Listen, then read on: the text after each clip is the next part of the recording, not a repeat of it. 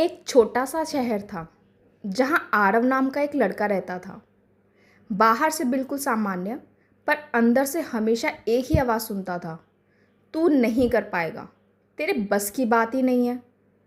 हर सुबह जब सूरज उगता लोग नई शुरुआत की बात करते, लेकिन आरव आरव के लिए हर सुबह बस एक बोझ ही थी।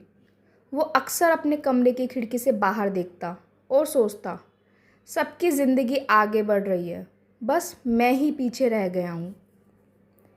एक दिन उसके घर के सामने एक बूढ़े अंकल रहने आए। हर सुबह 5 बजे वो छत पर बैठकर सूरज को देखते और मुस्कुराते। आरव को ये बात बड़ी अजीब लगती। एक दिन उसने पूछ ही लिया, अंकल, आप हर सुबह इस सूरज को देखकर इतना खुश क्यों होते हो? अंकल मुस्कुराए और बोले, क्योंकि ये मुझे हर दिन एक बात याद दिलाता है। आरव ने पूछा, कौन सी बात? कि चाहे रात कितनी भी अंधेरी क्यों ना हो, सुबह आना तय है। आरव ने थोड़ा हंसकर कहा, पर मेरी ज़िंदगी में तो सुबह आती ही नहीं। अंकल ने उसकी तरफ देखा और धीरे से बोले, बेटा, सुबह बाहर नहीं, पहले अंदर उगती है। जब तक तू अपने मन की रात ख़त्म नहीं करेगा, बाहर का सूरज तुझे अंधेरा ही लगेगा। उस दिन के बाद आरव ने पहली बार खुद को ध्यान से सुना। उसे एहसास हुआ उसकी असली दुश्मन दुनिया नहीं, बल्कि अपनी खुद की सोच थी। वह हर छोटी गलती पर खुद को दोष देता था, हर मौके से पहले ही हार मान लेता था। अगली सुबह वो भी छत पर गया। सूरज धीरे धीरे उग रहा था और पहली बार उसने खुद से कहा, शायद मैं कर सकता हूँ। छोटा सा वाक्य था, पर उसके लिए बहुत बड़ा कदम था। दिन बीतते गए। आरव हर दिन अपनी सोच को थोड़ा थोड़ा बदलता गया।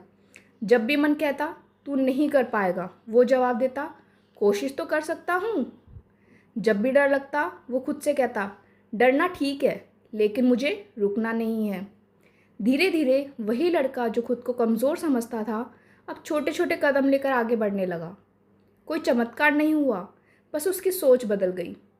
एक दिन वो फिर उसी छत पर खड़ा था, सूरज को देखते हुए। इस बार उसकी आंखों में डर नहीं था, बल्कि थी एक उम्मीद। उसे अब समझ आ गया था, ज़िंदगी हमें हर दिन नई सुबह देती है, पर उसे महसूस करना हमारी सोच पर निर्भर करता है। दोस्तों, अगर तुम्हारी सोच तुम्हें हर दिन हराने लगे, तो याद रखना, अंधेरा बाहर नहीं, बस कुछ समय के लिए तुम्हारे अंदर है। और जैसे ही तुम अपने अंदर का सूरज जगा लोगे, तुम्हारी ज़िंदगी में भी रोशनी आ जाएगी। अगर आपको ये कहानी पसंद आई तो चैनल को लाइक और सब्सक्राइब ज़रूर करें।